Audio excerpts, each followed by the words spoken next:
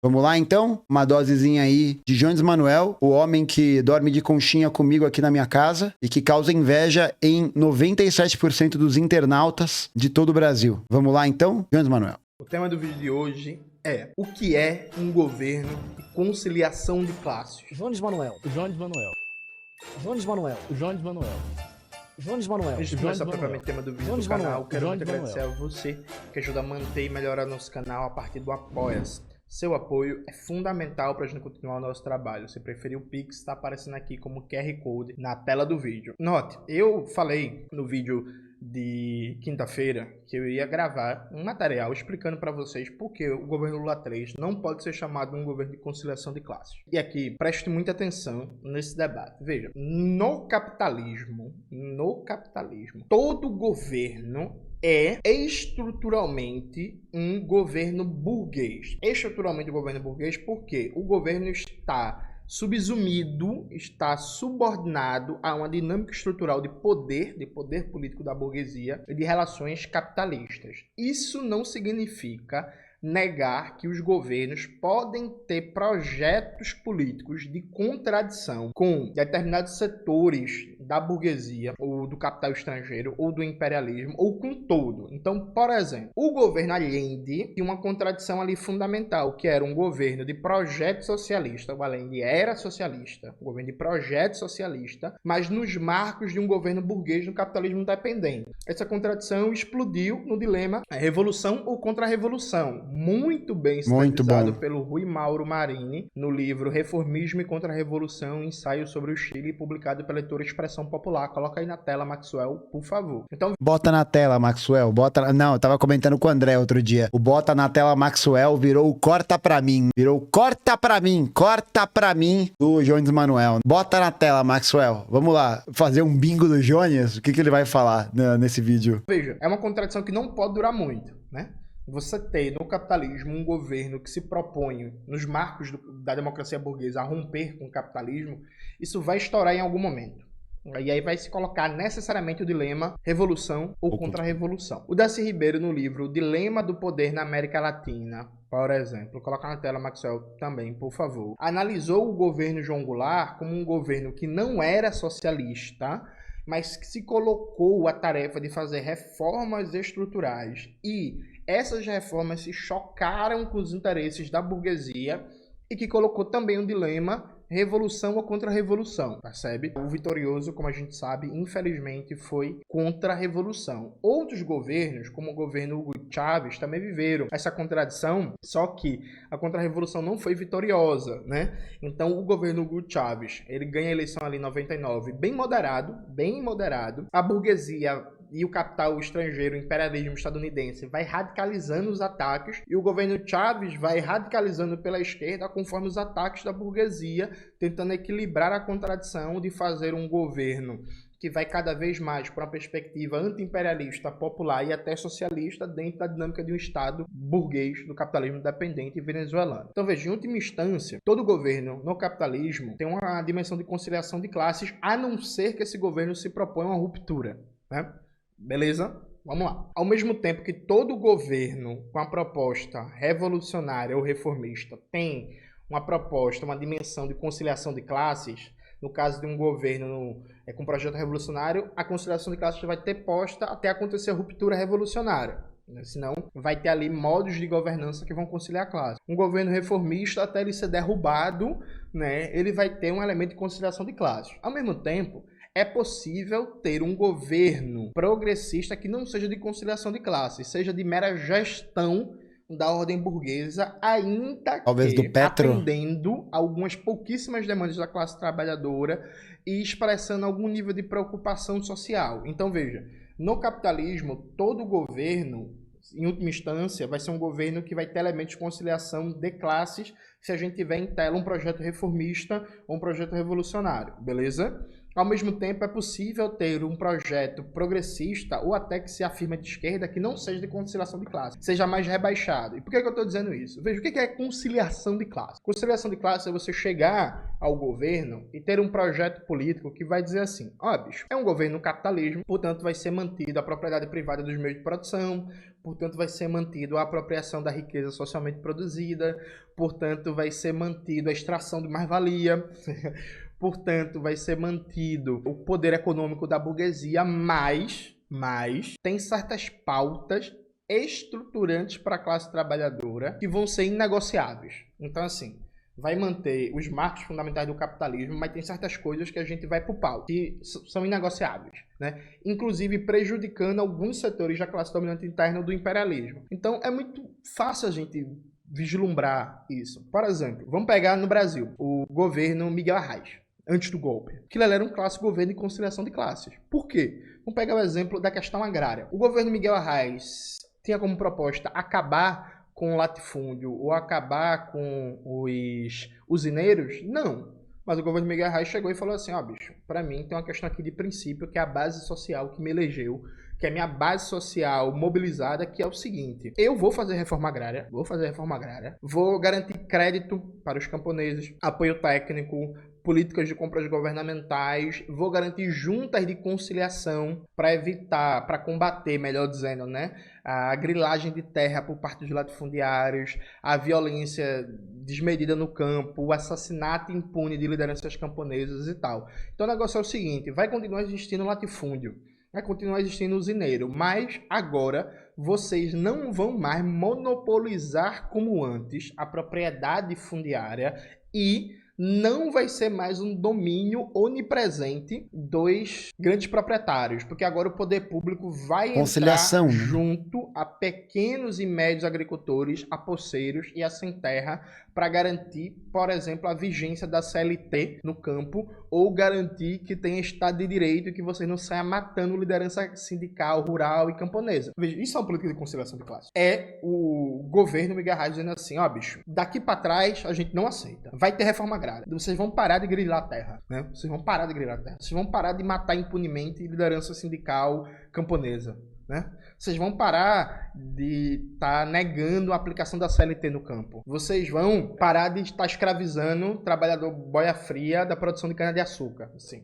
Isso aqui é inegociável. Então, veja, isso é conciliação de classes, né? Que é frente aos interesses das classes de proprietários de terra. O governo diz assim, eu não vou acabar com vocês, mas eu vou garantir bandeiras históricas dos camponeses, dos poceiros e dos sem-terras.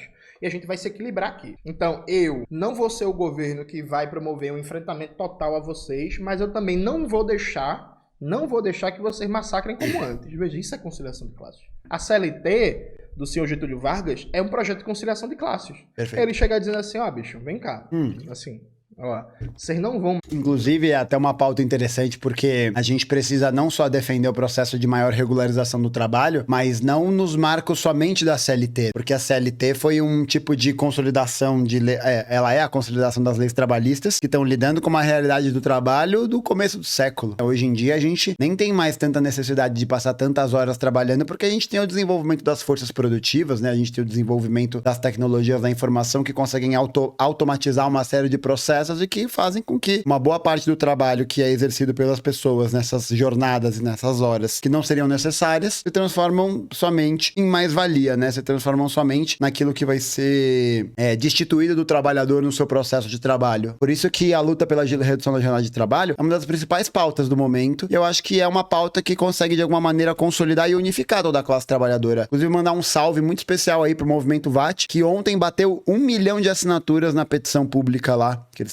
estão puxando, pá. E por mais que a gente já tenha falado sobre isso, né? Por mais que a petição, ela mesma não seja uma ferramenta de mudança tão concreta, ela expressa pelo menos que esse assunto está chegando em cada vez mais pessoas e que diz respeito a cada vez mais pessoas. Por isso que a gente tem tantas assinaturas, né? Num bagulho que nasceu organicamente. Então mandar um salve aí e também lembrar, né? Que essa luta pela redução da jornada de trabalho, pelo fim da escala 6x1, pela redução da jornada de trabalho sem redução salarial, caminha como nas nossas pautas mais fundamentais nos dias de hoje, que é algo que diz respeito a toda a classe. Então eu acho que a gente tentar promover até um avanço em relação ao debate do que muitas vezes a gente faz, que é da defesa meramente da CLT. Não, é importante a gente defender a regularização do trabalho, a gente garantir que os trabalhadores tenham mais direitos, e é importante também avançar, nessas perspectivas. Então, um salve aí muito especial para o Movimento VAT. Mais obrigar o trabalhador a trabalhar 12, 14 horas por dia, né? Vocês não vão mais pagar o salário que quiserem, agora tem direito a férias, né? Agora a jornada de trabalho é de 8 horas, agora não pode mais demitir, porque é importante lembrar isso, viu, gente? Demissão sem justa causa é um negócio que foi implementado pela ditadura, viu? Nunca esqueçam disso. Vocês não vão mais sair demitindo toda vez que alguém se organiza. Inclusive o FGTS, o Fundo de Garantia pelo Tempo de Serviço, foi criado em 1967 para poder substituir não substituir, né? Mas ele vai criar meio que uma alternativa, porque existia uma regra, uma lei trabalhista, que era a lei da estabilidade, que definia que depois que você fizesse 10 anos trabalhando naquela empresa, você não poderia mais ser demitido. E aí eles acabam substituindo essa estabilidade, que é uma estabilidade muito boa, né? Que, enfim, eles substituem essa estabilidade justamente para poder facilitar o processo de demissão, né? O processo de desligamento, o processo de recontratação com diminuição salarial, que é uma parada bem comum também. E aí você tira essa estabilidade e precariza as relações de trabalho. Em sindicato, em comissão de fábrica e por aí vai. E aí é isso. Tipo assim, a propriedade privada continua existindo, mas foi criada uma reforma, né? As relações de trabalho são outras antes e depois da CLT.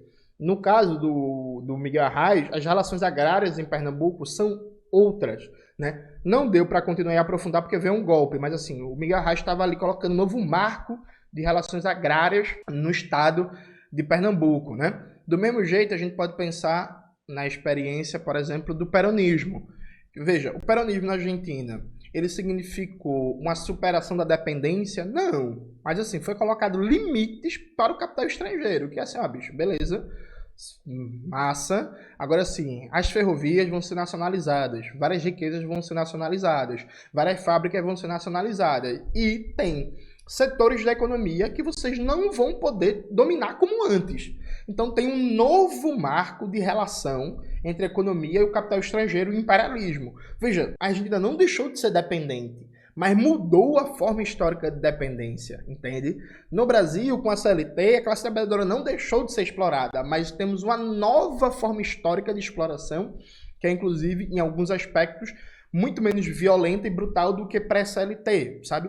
Isso é conciliação de classe. Vocês entendem? Isso é conciliação de classe. Conciliação de classes é você chegar e dizer assim, tem a demanda da burguesia que ela quer a jornada de trabalho de 14 horas. Aí a classe trabalhadora quer a jornada de trabalho de 6 horas, né? E liberdade sindical para cair para cima, quebrar o pau, não sei o quê. Aí chega um governo tentando equilibrar o processo e respondendo inclusive a sua base social e diz assim, não, a gente vai aqui apresentar um projeto de lei que a jornada de trabalho vai ser de 8 horas e aí, claro, para agradar a burguesia, como é o caso do Vargas e do Perón, persegue os comunistas, persegue os anarquistas, os mais radicais e tal, né? Cria, no caso brasileiro, por exemplo, uma estrutura sindical muito atrelada ao Estado com controle muito grande do Ministério do Trabalho, mas também a demanda da burguesia não é atendida. Tanto é assim...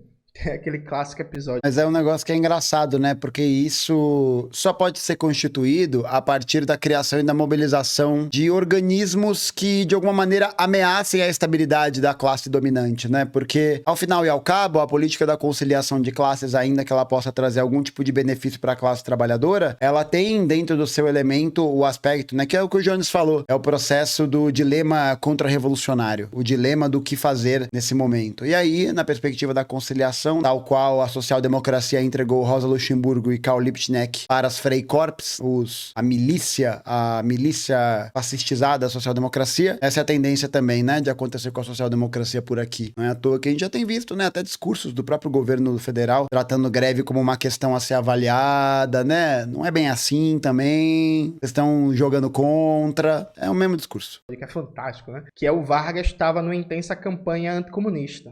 Uma intensíssima campanha anticomunista. Aí reúne o empresariado de São Paulo para falar sobre a importância de uma mobilização nacional contra o comunismo. O empresariado de São Paulo só quer saber de acabar com a CLT. Aí o Vargas fala assim, meu irmão, esses burgueses são muito burros, eu querendo salvar eles só pensam em acabar com a CLT, tá ligado?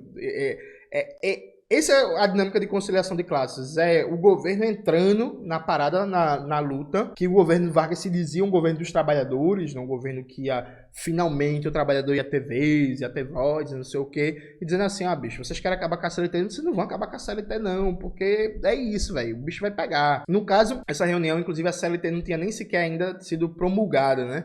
Eram os burgueses já reclamando dos direitos trabalhistas que a Revolução de 30 tinha introduzido, que vamos lembrar que de 30 até 43, quando a CLT é assinada, você tinha várias legislações trabalhistas que foram sendo aprovadas, né? Quando a burguesia reclama disso, não tinha a CLT formalmente ainda, mas vários e vários direitos trabalhistas já tinham sido criados. Então, veja, um governo de conciliação de classes ele tem como pressuposto algumas demandas que vão ser atendidas, sabe? Algumas demandas vão ser atendidas.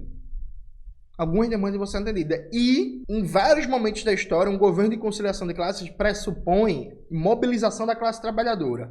Mobilização que pode ser burocratizada, pode ser dirigista, pode ser uma mobilização, inclusive, tentar criar um polo mobilizado para combater as tendências mais radicais. Então, quando surge, por exemplo, o varguismo no Brasil, o peronismo na Argentina, a tendência aberta, que eles diziam, inclusive, que Vargas dizia, que Perón dizia, em alguma medida também o Lázaro Cárdenas, lá no México, dizia, a gente precisa organizar um movimento operário que seja portador de conquistas para afastar os trabalhadores do comunismo. Então, assim, é isso. Perfeito. Vamos organizar um movimento operário, vamos garantir conquista para tirar os trabalhadores do comunismo, né? Então, é isso. Conciliação de classes tem mobilização, ainda que truncada, ainda que com vários problemas, ainda que limite a radicalidade, mas não existe conciliação de classes sem mobilização, tá ligado?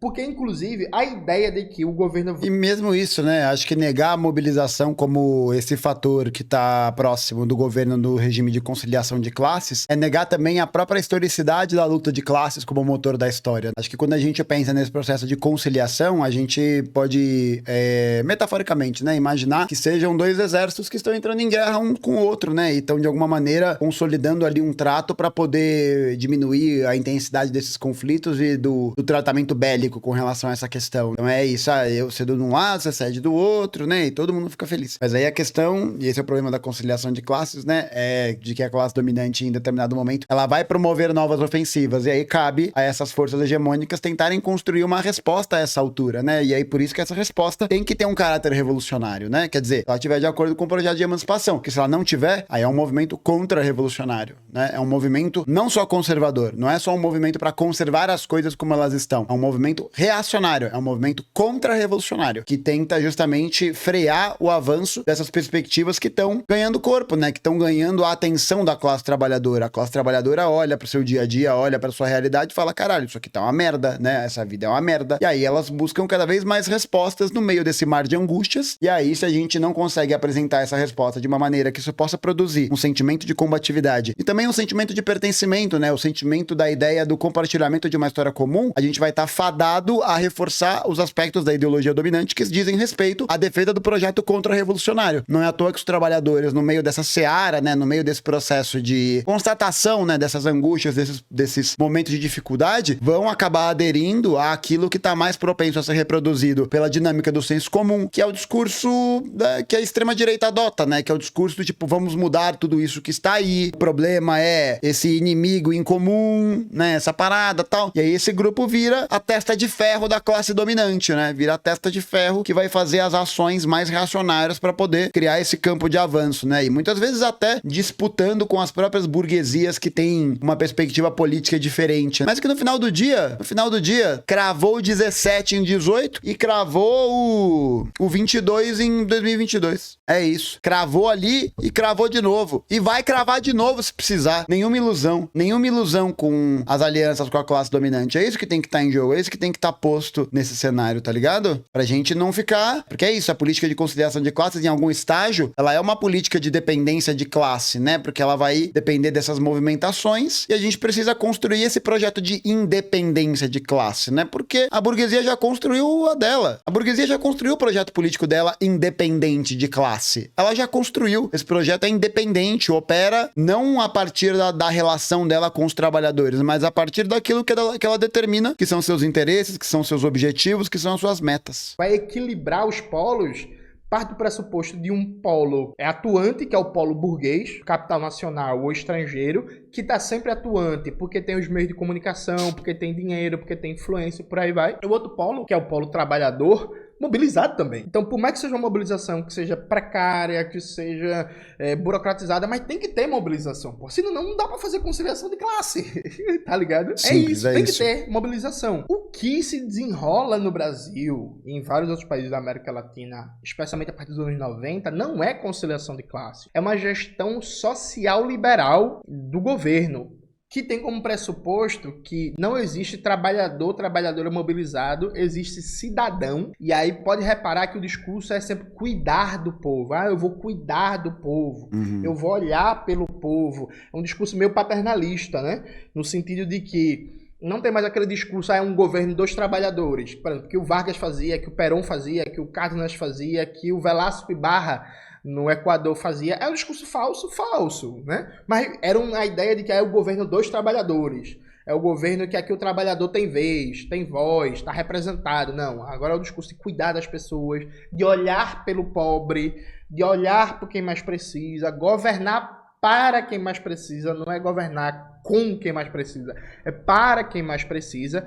Então você cria um modelo de governança que é a ideia de que, esse governo tem preocupação social, mas você não é um trabalhador que tem que ser organizado e mobilizado, você é eleitor. Votou, fica em casa. Fica em casa e faz o L. Fica em casa e faz o L. O amor venceu. É isso. Pô, dia 2 de maio teve a mobilização aqui na frente da Câmara Municipal para poder para se mobilizar contra a privatização da Sabesp na aprovação do projeto aqui do município. Qual força hegemônica estava presente em peso? Qual força estava presente em peso? Nenhuma. Tinha lá uma bandeira da CUT, umas bandeiras da CTB, mas ninguém. E um carro tocando marchinha de carnaval. Meia dúzia de gato pingado. Pois é. Acho que o reflexo disso é muito 1º de maio também. Não dá pra gente ignorar isso. Não dá. É desonestidade. É lacração se a gente ignorar isso. É só lacração. Mostrar 1º de maio do governo foi um fiasco. Foi uma piada. Foi patético. Foi horrível. Horrível. 2.000 pessoas, porra. Na arena gourmet da Arena Corinthians. Pelo amor de Deus, cara. Pelo amor de Deus. Casa e espere a próxima eleição. Na próxima eleição, se você quiser mais um pouquinho, você vota em mim de novo e me dá mais deputados e senadores que, quem sabe, eu faço um pouquinho mais. Então, já tenho aqui uma diferença. E é sempre isso, né? É sempre isso de, o povo vota errado. Essa posição, assim, nossa, horrível. É a galera que não sabe votar, é o povo que não sabe votar. As pessoas são reacionárias. Você joga a responsabilidade pro povo e já era, né? Foda-se. Diferença estrutural, que é um governo... E aí, você compare, por exemplo, o governo Lula com o governo Petro na Colômbia. O governo Petro é um governo de mobilização, o governo Lula, sabe? Ou esses ditos governos progressistas por aí. O governo da Bahia, do Jerônimo Rodrigues. O governo do Piauí, do Rafael Fontelli, que inclusive toda vez eu chamo errado de Fontinelli, né? O nome estranho, Fonteles. É isso. O governo do Rafael lá do Piauí. O governo do Elmano de Freitas, do Ceará. Isso é governo de mobilização? Não, e veja, mesmo que fosse uma mobilização burocratizada, nem isso tem, pô. Não tem nada. Sabe? Tem nada. É o progressismo fantasiado de modernidade. É o neoliberalismo fantasiado de progressismo. É isso. É o neoliberalismo fantasiado de progressismo e olhe lá. E até nos aspectos mais inerentes em relação ao neoliberalismo, né? Porque o neoliberalismo, ele é uma forma de gestão social, do capitalismo, enfim, que é uma forma de gestão social que tem por princípio esse elemento da alimentação contra-revolucionária. Isso na época do Reagan, na época da Thatcher, né? Você olha para a forma de como, por exemplo, o discurso do Reagan, né? Foi muito mobilizado por esse sentimento anticomunista, por um sentimento que visava combater os comunistas e se expressou politicamente nas políticas trabalhistas Reaganites, né? Nas políticas que acabaram destruindo todos os sindicatos, destruindo toda a atividade de mobilização da classe trabalhadora dos Estados Unidos. Ou, por exemplo, no que a Thatcher faz, né? Ali no Reino Unido, em que ela vai botar a polícia para sentar o sarrafo em todos os grevistas, em todas as organizações, em todas as formas que a classe trabalhadora estava ali organizada, estava ali existindo, né? A greve dos mineiros de 84, por exemplo, ela é muito sintomática, ela é muito simbólica em relação a isso. Em que a gente tem isso, é o neoliberalismo do amor. É o neoliberalismo do ódio e o neoliberalismo do amor. É isso, né? É o neoliberalismo do amor e o neoliberalismo do ódio. E aí, pra você ver como as coisas são. Ali no Membros Densos, o Luiz mandou um cortezinho de uma matéria que saiu no Metrópolis. O governo federal vai gastar 672 milhões na compra de 33, quase 34 mil carabinas semiautomáticas calibre 5.56, 35 mil lanternas e 34 mil miras optrônicas. Comprando arma, velho. Comprando arma. E pode apostar. Eu queria ver de que empresa que é, porque do jeito que as coisas são, é capaz de ser uma empresa israelense ainda. Porque tem essa, o governo Lula saiu, fez a fala lá do Holocausto, tal, não sei o quê. E as ações concretas? O que está sendo feito concretamente para poder marcar a posição política em relação a isso? Agora, lá na USP, começou um processo de ocupação da universidade para poder fazer o rompimento com as relações acadêmicas, né, da Universidade de Haifa com a Universidade da USP. E, enquanto isso, o governo federal continua comprando, gastando dinheiro, alimentando a indústria armamentista de Israel. Olha que incrível, olha que incrível. E tem outra coisa. Quando a gente para pesquisar quanto que o governo mandou para as vítimas do Rio Grande do Sul, a gente tá falando de duas comparações. Se liga aqui. Ó, da Agência Brasil, hein? A matéria é da Agência Brasil. Governo federal antecipa pagamento de emendas parlamentares para o Rio Grande do Sul. Serão liberados 580 milhões para 448 cidades gaúchas. É isso. É simplesmente isso. Ó. É isso, programa de austeridade que trava, né? Ó, e aqui tava se pensando em liberar 640 milhões. O Banco do Brasil tá doando 400 mil reais pela Fundação Banco do Brasil. Vai se fuder, né, velho? Ó, vou mostrar aqui. É inacreditável. É dessa matériazinha aqui, da Secretaria de Comunicação Social. 140 milhões. Correios estão recebendo as doações. E é isso, né? É isso. Tá liberando tanta verba para compra de armas como para compra de fornecimento de ajuda. A classe trabalhadora que não se reconhece como tal. Exatamente, Samuel. Uma grande parcela da população não sabe o que é neoliberalismo, nem o que é classe trabalhadora. Sim, essa foi uma das metas, né? De instituir o trabalhador desse reconhecimento mútuo e coletivo sobre a sua condição de trabalhador. É isso. E para mobilizar aparelho sindical, aparelho estudantil, não tem. É zero mobilização. É o governo de gabinete fechado. João Campos aqui em Recife. Tem mobilização? Claro que não, pô. O discurso, inclusive, é um discurso Pô, João Campos é feio, né, cara? gerencialista. É reduzir a política à gestão. Essa é uma das coisas, inclusive, que as pessoas que se propõem de esquerda, socialista, comunista, anarquista, deveriam mais ficar ligadas e bater. A ideia de que política se resume à gestão. Isso é a fina flor do neoliberalismo, né? Seja na sua forma de direita, seja na sua forma progressista, de esquerda, social-liberal. É a tecnocracia, né? É essa brisa totalmente tecnocrática. É o que reveste o neoliberalismo como essa contra-revolução científica, né? Essa contra-revolução modernizadora. Então, assim, não tem mobilização nenhuma. A segunda coisa, não existe pautas estruturantes. Porque, veja, vamos imaginar, o que o governo Lula faria para ser um governo de conciliação de classes? Eu já falei isso, inclusive, várias vezes aqui no canal. Imaginar, gente, Lula começou o governo. Inclusive, uma pausa muito rápida, mandar um beijo pro meu pai, que tá assistindo a live. Um beijo, pai. Obrigado por estar assistindo a live. Em 2022, né? Aí Lula olhou assim e falou assim, bicho, pessoal, eu prometi na campanha que eu ia abrasileirar o preço do petróleo e que ia recuperar a Petrobras. Ó, um bom comentário aqui. Primeiro passo é falar com o Putin e com o Xi. Cara, sem ilusões, né? Sem nenhum tipo de ilusão. Não existe nenhuma perspectiva do desenvolvimento de um projeto que o Brasil possa se tornar soberano, porque os capitais chineses, russos e tal, se dão muito bem com o fato do Brasil estar inserido nessa dinâmica analógica de dependência. Nenhuma ilusão com relação a isso. Não é um jogo de paridade. Não, as condições para negociar ou para poder fazer essa mobilização não são as mesmas. Eu prometi na campanha que ia recuperar os direitos trabalhistas, né? Pá, não sei o quê. E eu prometi na campanha que eu iria ampliar serviços públicos, direitos sociais, que saúde, que educação, não é gasto, é investimento, que ninguém consegue ter um país que prospere, que vai para frente, sem investimento em saúde, em educação, em cultura, em lazer, em assistência social e tal. Aí o governo Lula vai e começa. E ele toma como pontos principais o seguinte, veja, a Petrobras, recuperação de direitos trabalhistas e retomada do investimento público é inegociável. Inegociável. É isso. Eu vou brigar por isso. Pá. E aí mobiliza, faz um debate, chama as cadeias de rádio e televisão, explica por que tem que acabar o PPI na Petrobras, explica por que as refinarias que foram privatizadas no Rio Grande do Norte, no Amazonas, na Bahia, tem que ser retomadas, né? Faz um debate sobre como a contra-reforma trabalhista do Michel Temer piorou as condições do trabalhador, rebaixou salários, piorou condições de trabalho, explica por que o teto de gastos é uma desgraça, porque país nenhum do mundo tem um teto de gastos, como foi o do Michel Temer, que precisa, num contexto pós-pandemia, fortalecer o SUS, a educação, a assistência social, construir mais hospitais, Não adianta esperar ninguém. UPAs, escolas, institutos federais, não sei o que e tal. Aí o governo Lula, ele mantém a autonomia do Banco Central, ele não luta para pegar de volta a Eletrobras, que foi privatizada e hoje quem manda é o Teles, o Lehman e o Sucupira. É muito foda, né? Não tem nenhum tipo de perspectiva, por isso que eu tô falando, pra gente não se iludir em nenhum momento. Nenhum momento que tem em relação a isso. O Jones fala como se só tivesse esquerda no Congresso. Não.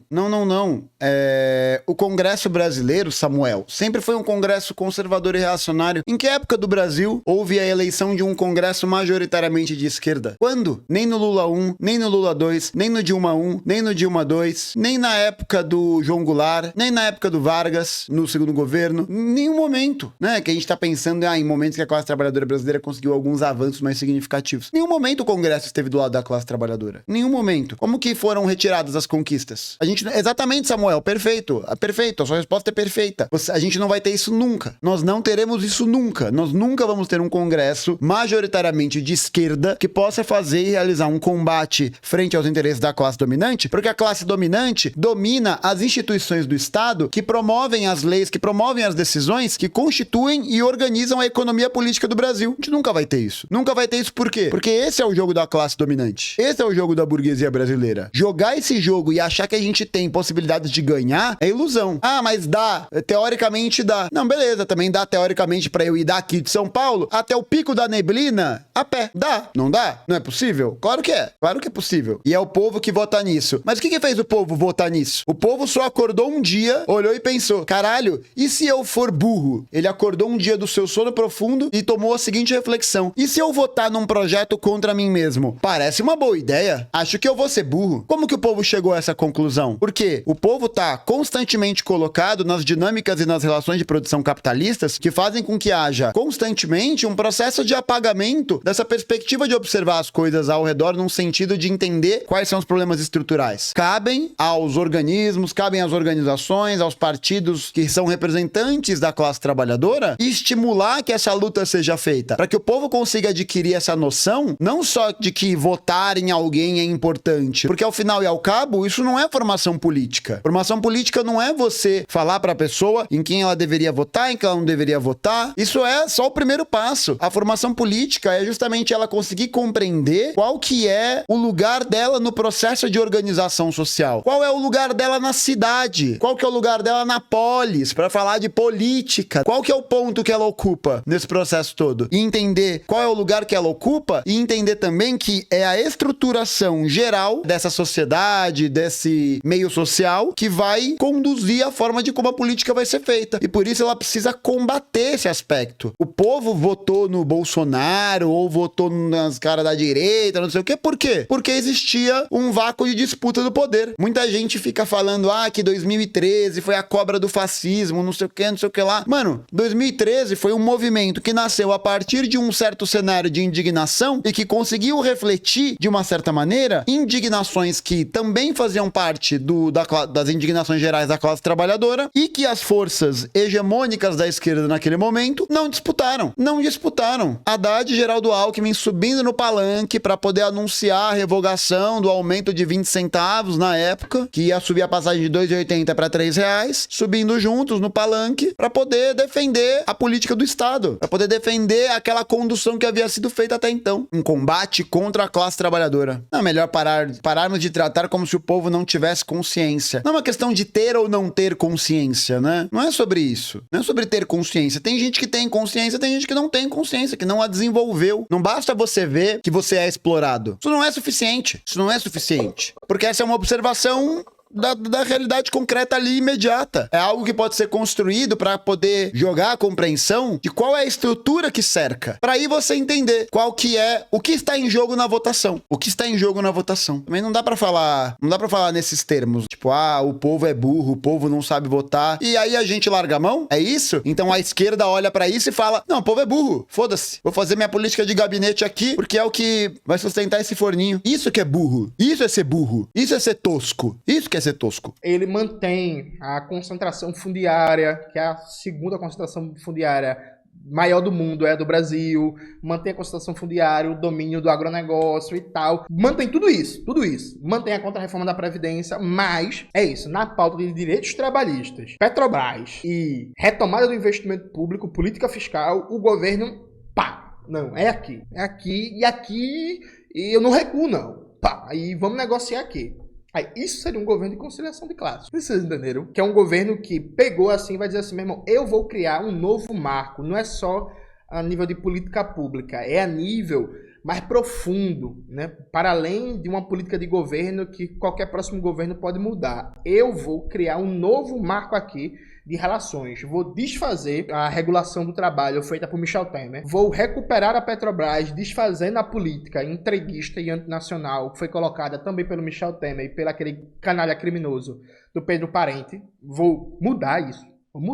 E vou também desfazer o que foi feito pelo Michel Temer em termos de política fiscal. Isso seria um governo de conciliação de classe, tá ligado? Um governo que ele aceita ceder em alguns lados, mas ele tem pautas que são inegociáveis e que vão afetar de maneira substantiva e profunda a vida da classe trabalhadora.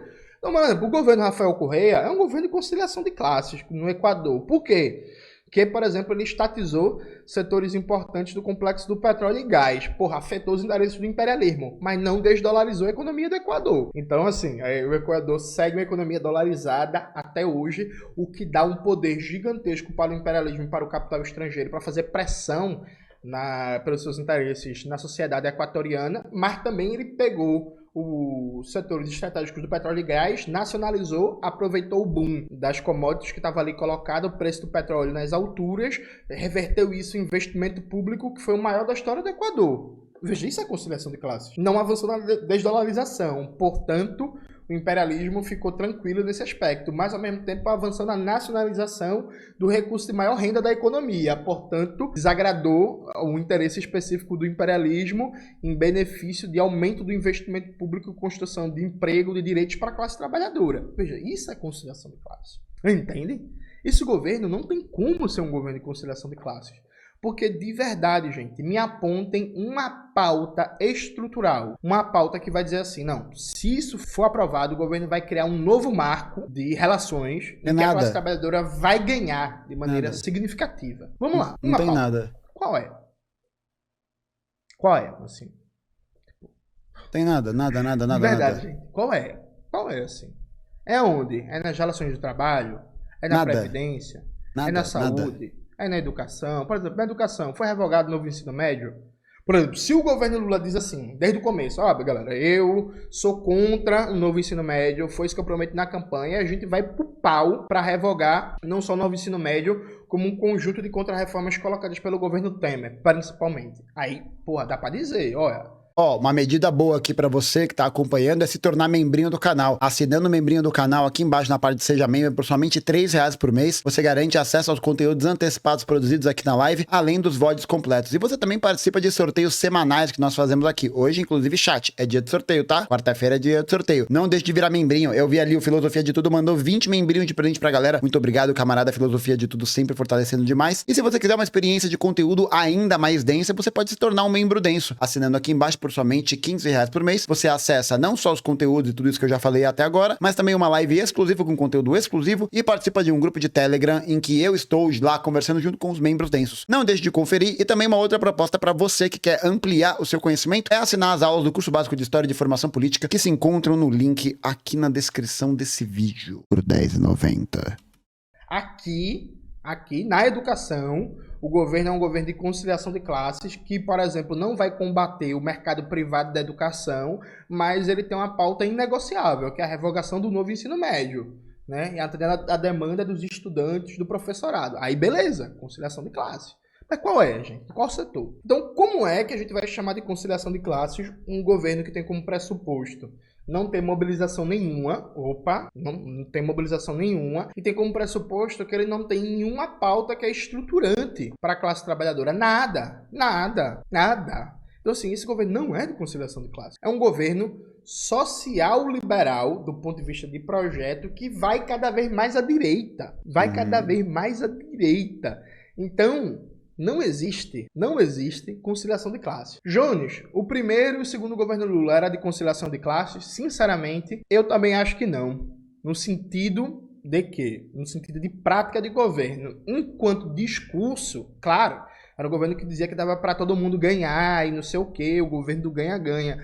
Mas assim, se a gente for pensar conciliação de classes, a parte de experiências, como a de Vargas, como a de Perón, como a de Lázaro Cárdenas, como a de Velasco Ibarra, como a de Rafael Correa no Equador, a de Evo Morales na Bolívia, a de Hugo Chávez na Venezuela, que é um pouco mais radical, mas tudo certo, sabe também a título de comparação, como a de Jacob Arbenz na Guatemala, como o governo Jango no Brasil, como o governo Brizola no Rio Grande do Sul e no Rio de Janeiro e tal, governo que se propõe a reformas, que se propõe a lutas, que se propõe a transformações, que se propõe a criar novos marcos de relação que tá ali, não dá para chamar o governo Lula de conciliação de classe. Não dá. E se pá, o único governo que fez um ensaio de tentar ser um governo de conciliação de classe no sentido de garantir mais efetividade para o povo trabalhador foi o governo Dilma nos primeiros 2 anos e meio. O governo Dilma 1, 2011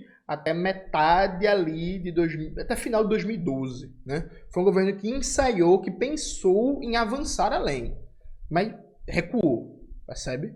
Mas assim, é isso, velho. Na hora que o calo apertou, mandou o Joaquim Levy aplicar o programa de austeridade, o presidente do Bradesco. Resultado? Né?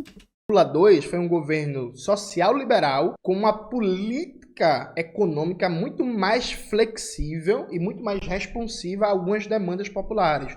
Só que sempre demandas no nível de políticas públicas, nunca demanda no nível de reformas, entende? Então assim, não, isso não é um governo de conciliação de classes, viu, gente? Eu acho que a gente precisa enterrar isso, sabe? Eu acho que a gente não pode dar o benefício de classificar de maneira positiva, porque é isso. Se você diz que esse governo é um governo de conciliação de classes, você acha que está fazendo uma crítica, mas na verdade você está elogiando o governo. Porque você está dizendo que o governo é muito mais avançado do que ele é. Esse não é um governo de conciliação de classes. É um governo que, inclusive, que como eu falei no vídeo de quinta-feira, se ele não mudar sua rota de política econômica neoliberal, esse governo tem fortes chances de nem sequer terminar o mandato, viu? Presta atenção no que eu estou dizendo. Tem fortes chances de nem sequer terminar o mandato. É isso, galera. Espero que vocês tenham gostado do vídeo de hoje do canal. Bom, não se esqueça de se inscrever no canal, ativar o sininho, curtir esse vídeo, compartilhar tudo isso que vocês já sabem. Um beijo e até a próxima. Bom demais, velho. Bom demais. Jones Manuel é sempre um deleite.